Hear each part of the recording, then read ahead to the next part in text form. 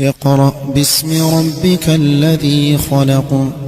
خلق الإنسان من علق اقرأ وربك الأكرم الذي علم بالقلم علم الإنسان ما لم يعلم كلا إن الإنسان ليطغى أن رآه استغنى إن إلى ربك الرجعى أرأيت الذي ينهى عبدا إذا صلى أرأيت إن كان على الهدى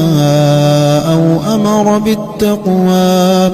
أرأيت إن كذب وتولى ألم يعلم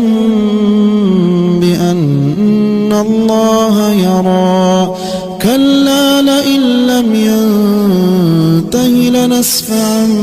بالناصية ناصية